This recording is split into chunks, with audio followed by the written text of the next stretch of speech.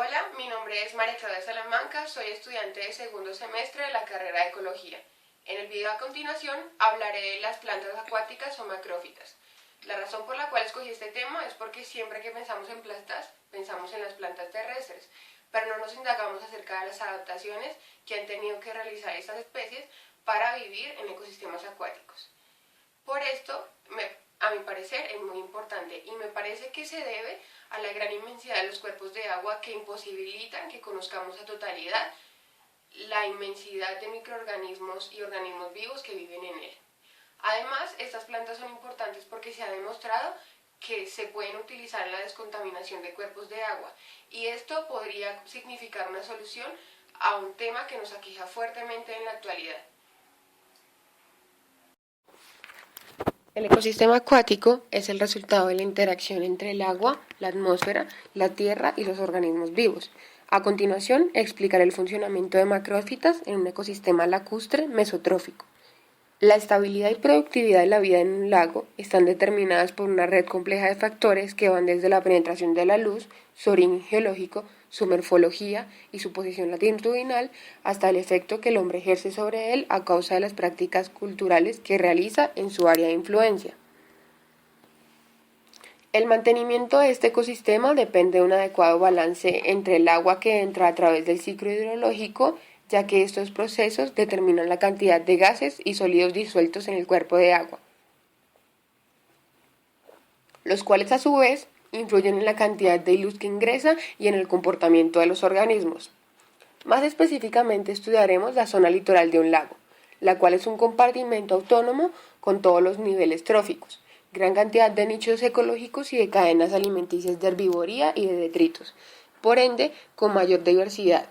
Las macrófitas acuáticas son el elemento biótico principal y su fuente de detritos es la materia fecal proveniente de herbívoros, carnívoros y organismos muertos. Así entonces, los factores bióticos más importantes que influyen en el funcionamiento del ecosistema lacustre son la luz solar que llega a la superficie del agua y penetra en ella diferencialmente de acuerdo con la longitud de onda absorbida. En el agua, las longitudes de onda de mayor penetración son la azul y la verde. Por eso, a medida que se desciende, el color cambia de blanco a azul verdoso. El efecto abiótico más importante de la absorción de la luz es el calentamiento, y el efecto biótico más importante es la fotosíntesis. Esto sucede más específicamente así. De la cantidad de luz que llega a la interfase aire-agua, una parte es reflejada y la otra penetra. La porción que queda pasa a través de la columna de agua y sufre otros dos procesos, absorción y dispersión. Sin embargo, la primera alteración que sufre la radiación al penetrar el agua es el cambio de dirección, a causa de la refracción por su reducción de velocidad al penetrar un medio más denso. Luego de esto, una parte se dispersa y la otra es absorbida. Así, a las plantas solo les llegaría un pequeño porcentaje de la luz inicial. Otros factores que influyen son los sólidos o gases que podemos encontrar disueltos. En cuanto a gases, son el oxígeno y el dióxido de carbono. El primero es producto de la fotosíntesis y el segundo de la respiración y oxidación de materia orgánica. Ambos son esenciales para la producción primaria. Los sólidos disueltos que podemos encontrar en un lago provienen de lluvias, escorrentía, aguas subterráneas y de los desechos domésticos, industriales y agrícolas. Los nutrientes, principalmente nitratos y fosfatos, son los responsables de la producción primaria. Entre los sólidos disueltos y sedimentados también podemos encontrar carbonatos, solutos como el cloruro, azufre, calcio, magnesio, sílice, hierro, sodio y potasio, importantes para que haya un adecuado balance en el metabolismo ecológico del ecosistema acuático. Ahora, para entrar en materia, las plantas acuáticas o macrófitas están representadas por todo aquel tipo de vegetación que crece en la zona litoral, ya sea en la superficie del agua o totalmente sumergida. Según su hábitat, se pueden clasificar en flotantes, que son aquellas cuyas hojas se mantienen sobre la superficie del agua y las raíces pueden estar o no adheridas al fondo; sumergidas, las que complementan todo ciclo biológico dentro del agua, pero sus flores pueden salir a la superficie; y por último, las plantas emergentes, que son las que crecen firmemente en el fondo de áreas poco profundas, y la mayor parte de sus tallos y hojas vive por encima del agua. El desarrollo de estas plantas les ha significado adquirir una serie de adaptaciones morfológicas, como son la reducción de estructuras responsables de la respiración, de estructuras de sostén o relleno, y también los vasos conductores se encuentran reducidos a un cilindro central, ya que los cloroplastos se distribuyen en la epidermis de las hojas para aprovechar al máximo la energía solar, mientras que, en cuanto a adaptaciones fisiológicas, las vemos relacionadas con el intercambio gaseoso, puesto que el oxígeno y el gas carbónico están sujetos a sufrir grandes variaciones en el agua, por lo que estas plantas lo resuelven reduciendo las cutículas a una sola capa de células, o reduciendo el espesor de las hojas, o almacenando los gases producidos durante la fotosíntesis y la respiración, o aumentando los espacios intracelulares en las hojas, tallos y pecíolos. Para ampliar el tema, explicaré las adaptaciones realizadas en cada paso de los procesos esenciales de la vida de las macrófitas. Empezaré por la nutrición mineral. El ecosistema lacustre mesotrófico está compuesto por una serie de solutos, producto de la composición de organismos, del ciclo hidrológico y de gases productos de la respiración de organismos y de la fotosíntesis. Los anteriores pueden encontrarse flotando en el cuerpo de agua o sedimentados en el suelo arcilloso del lago. Las macrófitas poseen adaptaciones que les permiten tomar los nutrientes del medio. Las enraizadas los obtienen del agua intersticial de los sedimentos, donde su concentración es mayor que en el agua, mientras que las flotantes los toman simplemente del agua debido a que la morfología de las hojas de estas plantas revela una gran reducción y aún pérdida completa de cutícula en las paredes de las células epidérmicas.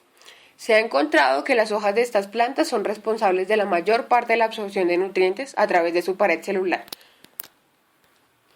El segundo proceso y más importante es la fotosíntesis.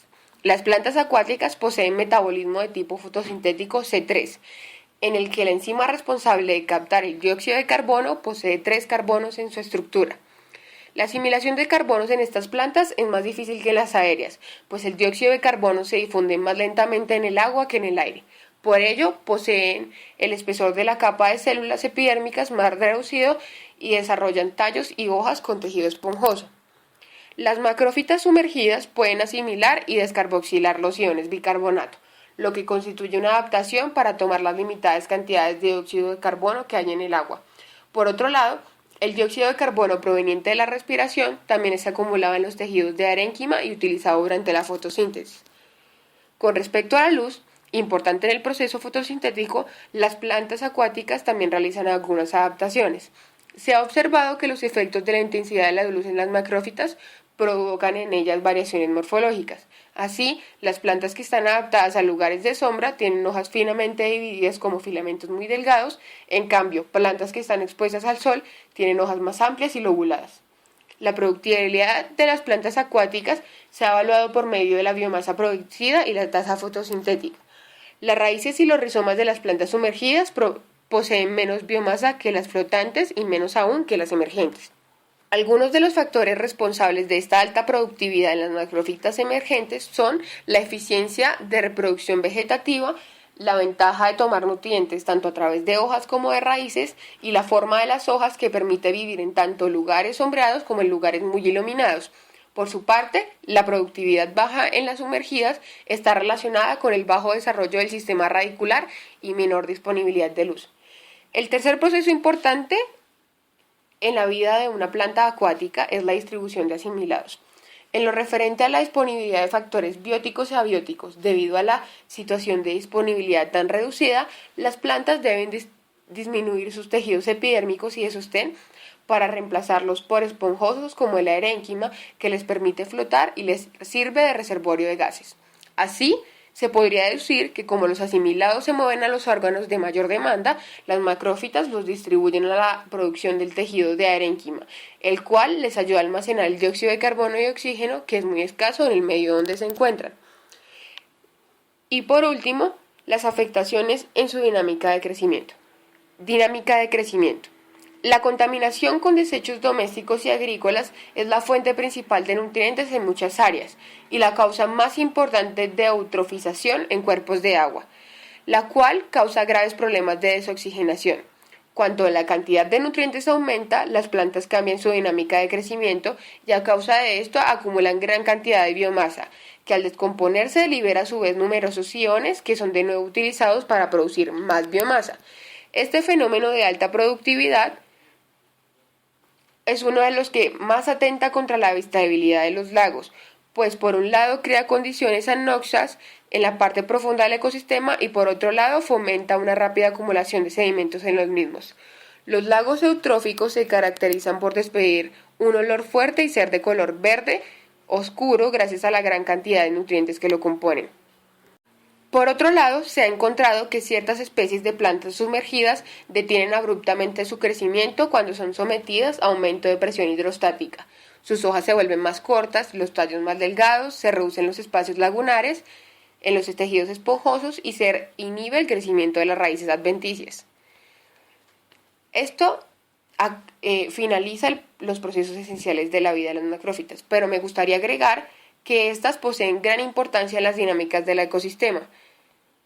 Estas comunidades encuentran en los lagos condiciones favorables para su desenvolvimiento que tornan la región litoralia en un compartimento más productivo, pudiendo influenciar en la dinámica de comunidades que en él habitan. La alta productividad de estas plantas es uno de los principales motivos para que encontremos muchos nichos ecológicos y una gran diversidad de especies animales. De esta manera se constituye uno de los lugares más complejos de los ecosistemas acuáticos continentales. Otro factor importante de la complejidad ecológica es que se podría decir que la región litoraria es el resultado de la interacción entre el ecosistema terrestre y el acuático, tratándose por tanto de un ecotono. Además, estas plantas tienen influencia en el metabolismo del ecosistema gracias a su participación en la reducción de la turbulencia de las aguas o efecto filtro. Estas actúan como bombas en el ciclaje de nutrientes, ya que sus raíces absorben nutrientes de las partes más profundas del sedimento, donde no están disponibles para otras comunidades, y los liberan posteriormente a la columna de agua por excreción o durante la descomposición de su biomasa. Son de gran importancia en la cadena de herbivoría y de triboría de muchas especies y por último sirven de refugio para los huevos de varios organismos.